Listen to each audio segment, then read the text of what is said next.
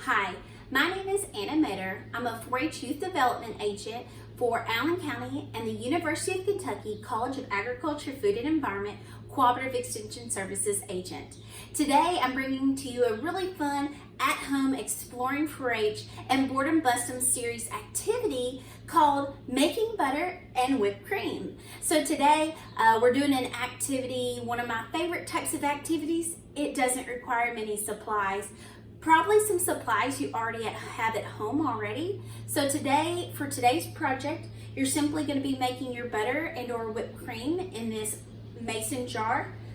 You're also, and there's a variety of different sizes and any size kind of works. Your main ingredient is going to be heavy whipping cream. You can have optional confectionery sugar, a source of sweet if you're making that whipping cream to give it a little bit more of that sweetness that we typically see at least in a store-bought whipping cream. And finally, salt. If you're going that butter route and you want just a little bit more salt for that more savory taste, then I recommend placing a little bit of salt. So today, those are the supplies that you're going to need. Of course, to measure those, you're also going to need some measuring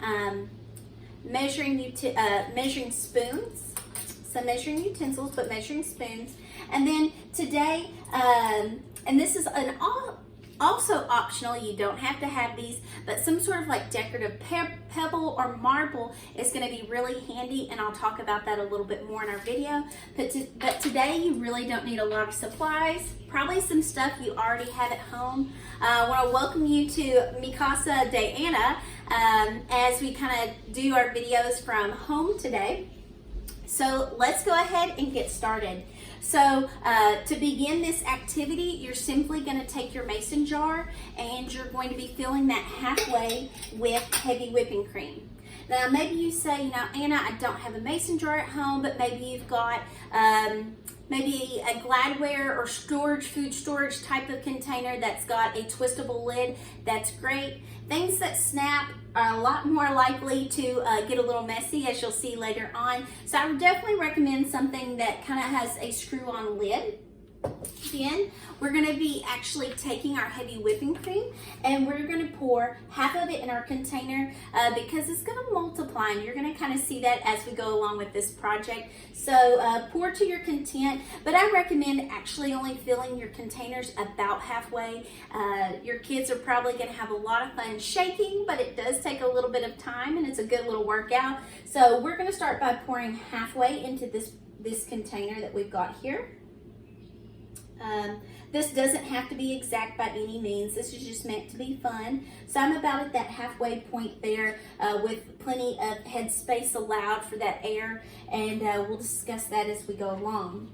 So today, you can go about this process one of two ways. I typically with kids will tell them to choose whether they're making butter or heavy whipping cream, and you can actually do both, but if you're going to want to go for that saltier butter, then in the middle of this process, when we have our heavy whipping cream, or when we have our whipped cream available, it's going to taste a little salty and that may not be what you're going for. So if your final product, if you're wanting to make butter, I recommend putting salt in it. If you go half of this project and you decide you just want to make heavy whipping cream, then you're going to be placing confectionery sugar in. So let's get started. For today's purposes, I'm going to be making butter. That's the end result, what I'm wanting. So I'm going to be placing, and I'm going to start with, if I'm making butter, it's going to be a little bit more saltier. So I'm going to place 1/4 of a teaspoon of salt, just a regular table salt's perfectly fine, into my container. Ideally, you may want to measure this over the sink or an extra bowl or something like that. We don't want our extra salt to fall into the bowl, maybe if we over pour more than we should. So I'm going to place that in our container there. We're going to, before we close it up, we're actually going to add what I call these agitators. Of course, I've washed these beforehand, but I'm going to place a couple of these decorative pebbles inside, which later will wash up just fine. But it does a really great job of agitating the fats that already exist in the heavy whipping cream in order to make that butter. So then, it's that simple. We're just going to start shaking. Now, as you can tell, This is going to be a little bit of a louder project, so if you do add those agitators, I might recommend possibly, you don't have to add the agitators by any means. It does take a little bit longer. The agitators are going to help with the science of the project. So with the science kind of behind the butter is we're eventually going to be shaking our heavy whipping cream crazy for a period of time. It typically is going to take you about 10 to even as much as 20 minutes. 15 minutes is on average how long it normally takes me to do this project. I have found some of the neat science. Actually, I won't spoil it yet. Maybe even develop a hypothesis with your kids of whether cold whipping cream versus room temperature heavy whipping cream will make a difference. Which will go faster, which will go slower? Will they be the same? I'll leave that up to you. I won't spoil that one for you, but I will tell you that you might be surprised with the kind of what occurs if you were to do this project more than once. So you're going to continue shaking. Some of the science behind what's taking place as we get into that heavy whipping cream, you're going to, like I said, with the same project, you can create two products. You can do a whipped cream from your heavy whipping cream. The whipped cream is going to be something that you might find at the store, like a Cool Whip or something like that. It's going to be really soft, a little light, a little airy. If you're just stopping at whipped cream, you will have actually added just 1 teaspoon or as much confectionery sugar as desired into your container instead of salt. So instead of doing salt, you would have done the confectionery sugar. You can do granular sugar as well. The confectionery sugar is going to do just a little bit better because it's softer, lighter. It's going to be more likely to get that good mix inside of your heavy whipping cream as it starts that mixing process. But you could do granular sugar. You just may find a little texture more in the end. So the science behind this is the fun part, talking it through with kids, is once you get to shaking really good, these molecules, you can still hear it's very liquidy and you can hear these agitators floating around in here. But once you get to shaking it about 5 minutes in, you're going to notice that you don't hear these guys as much anymore. They're going to start become more mobile or immobilized, meaning they're going to be kind of stuck more in place inside of your heavy whipping cream mixture. When that takes place and when you can't hear it smacking around very much anymore, then that's going to kind of signify at about 5 minutes that when you don't feel that fluid floating around in there, I ought to check on this. When you do that, you should find a texture that's not. So there's a couple of different phases to this, but you should find a texture that is a stiffer, Cool Whip type of texture. Along as that's building up, and a lot of people get really anxious because it'll start becoming a thicker, fluid white cream, but it won't necessarily be a solid type of whipping cream. If you get to that point, it means you're almost there, but you're not quite yet, so just keep shaking along that process and you'll be good to go. Now, I did mention that you can get 2 products out of this heavy whipping cream. You can still do your whipped cream and your butter. If you're going to do that, I would recommend taking at the halfway point when your whipped cream is developed, taking out that desired amount if you just want a little bit for whipped cream, and it'll still do the job of whipped cream. It'll still be tasty, but it won't be sweet like normal store-bought whipped cream. You can pull that out, leave the rest in, then add your salt, and that's going to give you that savory, salty butter later on during the process. So I'm going to cut to the next little video where I'm going to show you what that final result of that heavy whipping cream is going to look like, and check this out. So what did you think about that whipped cream? So great, especially with a little bit of sugar added to it just to give it a little bit of a taste.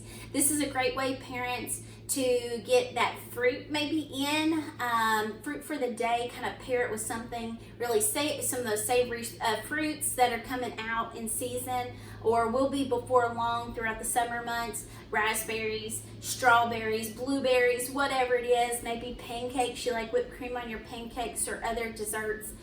Of course, that's a way that you can go with that as well. So now we're going to continue on with our butter. And I've got my butter going here. I want to kind of show you all that I'm not quite there yet, but if you can tell, you can see some airspace here. as well as some more solid, but it's a little bit more fluid. So now we're past that heavy whipping, or we're past the whipped cream point, and we're moving towards butter. And if you notice, the color is actually more yellow at this point.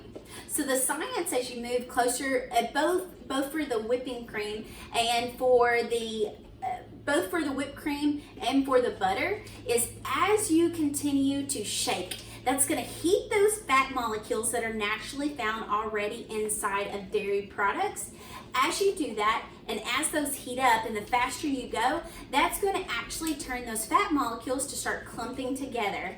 That's where that science kind of is really cool, where it's not quite, it's more of a solid, and then it changes and it almost gets more liquidy. So it's thicker for a whipped cream, then it goes back to liquid almost, but then it's like the liquid is separating off. So I'm trying to describe the process that's taking place for butter.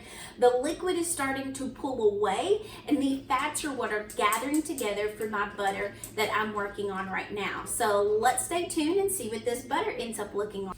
All right, so I've been shaking this container right here as I'm working towards my butter now for about 15 minutes. So we're gonna go ahead and open up our container and check it out and see what it looks like.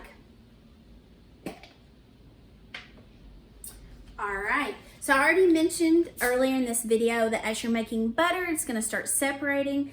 And as the viewer might see, I've got a little bit more liquid, and then you can see my solid butter. So next, a lot of times that, and when I've done this with kids in the past, that kind of creeps them out a little bit. They're like, that doesn't look like butter quite yet. It kind of does, kind of doesn't.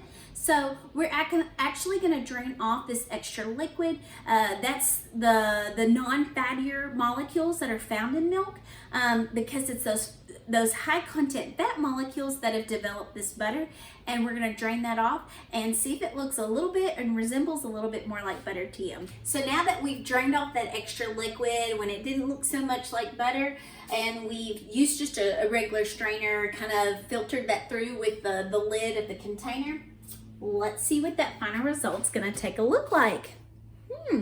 Looks like butter, smells like butter. I'll leave it up to you whether you think that it tastes like butter. I want to thank everybody for joining us for today's Boredom Buster activity. In today's video, we took just a couple of simple ingredients like heavy whipping cream, possibly some confectionery sugar or salt, a mason jar, a series of measuring spoons in order to make our whipped cream or our butter.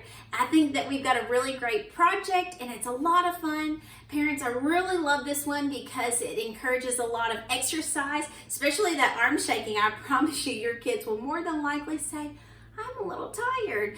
So it shows that they are really getting, even right now I'm a little warm, because we've gotten that energy up just by a simple activity of just kind of going back in time and actually making our butter like they used to decades and centuries ago.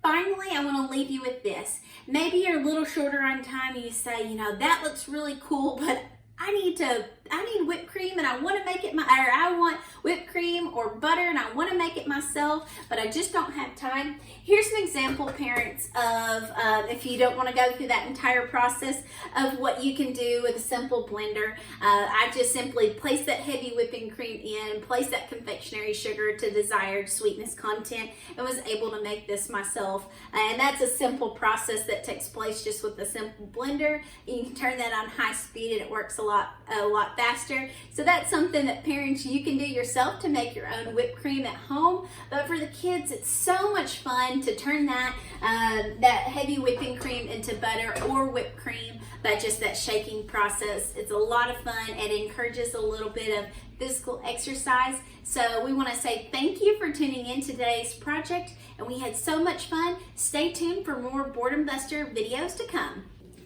Now that it's all done and over with, I'm really excited to try my butter. Today I've got some Triscuit crackers that I'm going to try it with for just a little bit of a snack. So let's test it and see how it tastes.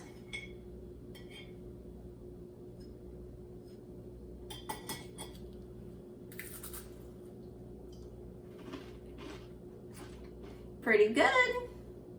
Thanks for joining us.